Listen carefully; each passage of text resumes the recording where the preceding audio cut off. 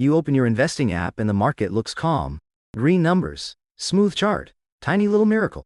But under that calm surface, it's a giant lever made of borrowed money, and if it slips, your portfolio can move a lot faster than your nerves can. That lever is worth about $10 trillion. A Reuters report on July 9 described the equity financing machine beneath the market as roughly a $10 trillion system. That sounds abstract. It is not abstract. It is the plumbing that lets hedge funds, institutions, market makers, and other large players borrow against stocks, use leverage, and keep trading harder than their cash balance would normally allow. Why should your wallet care? Because borrowed money makes bull markets look stronger than they really are. And when that borrowed money gets nervous, it does not politely walk to the exit, it runs fast. In the first few seconds of a rally, leverage looks like genius.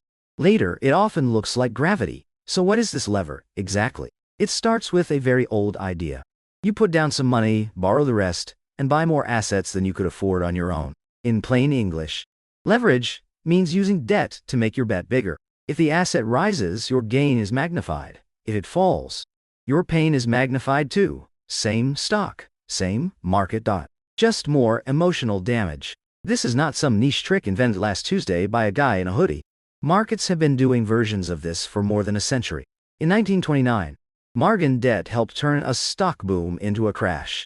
In 1998, long-term capital management used extreme leverage and nearly blew up the financial system. In 2021, Archegos used borrowed exposure so aggressively that when its positions cracked, banks were left with billions in losses. Different decade, same movie, more expensive actors. Hyman Minsky spent much of his career explaining this pattern. Stability, he argued, encourages risk. When people stop seeing danger, they borrow more, stretch more, and call it innovation. Then one shock arrives, and the whole thing suddenly looks less like progress and more like a trapdoor. Do you see the pattern? Here is how the modern version works. Large investors own stocks, treasury bonds, ETFs, options, and all kinds of financial assets. They take some of those assets to lenders and use them as collateral. Collateral just means something valuable you hand over as security for a loan. In return, they get cash or financing. Then they use that financing to buy more assets, hold larger positions, or keep a strategy alive. That is the lever. Now scale that process across the entire market. Prime brokers do it. Hedge funds do it. Dealers do it. Market makers do it. A dealer, in plain English, is a large financial firm that stands in the middle of trades, buys and sells securities, and helps keep markets liquid. Dealer exposure means those firms are carrying risk on their own balance sheets, while making all of that possible. According to that July Reuters report, dealer exposure had climbed to roughly $211 billion. Not tiny. None of this is automatically evil. That is the annoying part. Leverage can make markets more liquid. It can reduce friction. It can let institutions hedge risk, which just means they place offsetting positions, so one loss is softened by another gain. In normal times, this machine helps markets function, but normal times do not send you warning emails. The real danger begins when financing costs rise or collateral values fall. If interest rates are high, borrowing becomes more expensive. If the stock you used as collateral starts falling, the lender may ask for more collateral or partial repayment. That is a margin call. A margin call is basically the market texting you, your lender is uncomfortable, send cash now. And if you do not have the cash, your position gets sold. Now imagine that happening to many firms at once. One sells to raise cash. That pushes prices lower. Lower prices trigger more margin calls. More margin calls trigger more selling. What looked like a calm market becomes a feedback loop. This is why leverage matters even when you personally never borrow a dollar to buy stocks. You still live inside a market shaped by other people's debt. John Maynard Keynes once wrote that markets can stay irrational longer than you can stay solvent. Leverage is how that quote gets teeth. A solvent investor with patience can wait. A leveraged investor with a lender cannot. That is the whole game. Not just being right, but being able to survive long enough to be right. Think of a simple example. You have $100. You buy $100 of stock. If the market rises 10%, you make $10. Nice.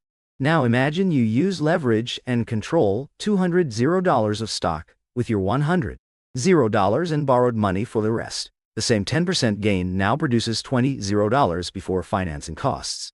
Now it looks like you are a genius, but if the market falls 10%, you lose $20 instead. A 20% loss on your original capital from just a 10% market move. If prices fall more, or your lender tightens conditions, you may be forced to sell at exactly the worst moment, still feeling like a genius. That is why rallies fueled by leverage can look wonderfully healthy right before they become strangely fragile.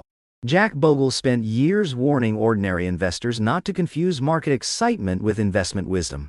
His basic message was boring and beautiful. Own productive businesses broadly, keep costs low, and stop pretending you can outsmart a system designed to monetize your impatience. The $10 trillion lever is basically the opposite philosophy. It says more size, more speed, more complexity, more dependence on financing. And that is where your behavior matters. When you see a strong rally, you are tempted to assume the market is voting with confidence. Sometimes it is. Sometimes it is also borrowing heavily. Those are not the same thing. Price going up does not tell you how sturdy the floor is underneath it. A house can look impressive while the beams are cracking. So can a stock market. This is also why sudden market drops often feel confusing to regular investors. You read earnings. You see decent economic data. You think, why is everything falling at once? Because sometimes the trigger is not the story you read on the headline. Sometimes the trigger is the financing behind the story. A crowded trade gets hit. Collateral weakens. Lenders get nervous. Selling begins. Then the narrative gets written afterward, like everyone saw it coming. They usually did not. Daniel Kahneman's work on human judgment helps here too. Your brain loves simple stories. It hates invisible systems. You would rather blame one headline, one politician, one CEO, one war, one chart.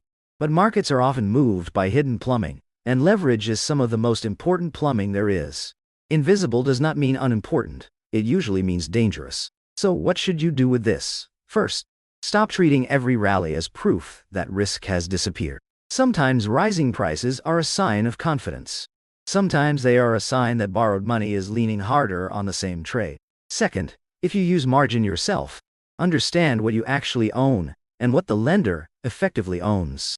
If your investment thesis requires perfect market behavior, low volatility, and generous financing, that is not a thesis. That is a wish. Third, build your plan around survival.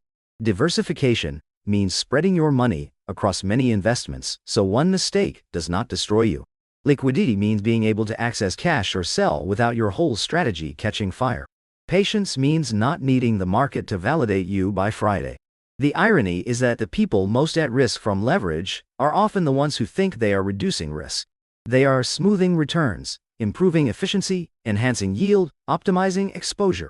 Beautiful language.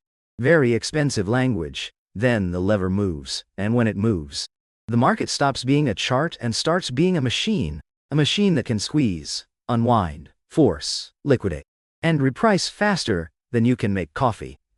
That is the part most people never see when the line is green. So the next time you open your investing app and the market looks calm, remember this. Calm is not the same as safe. Under the chart may sit a $10 trillion lever built from borrowed money, and when it shifts, it can move your portfolio long before you understand why. You thought you were watching stocks. Sometimes, you are really watching debt.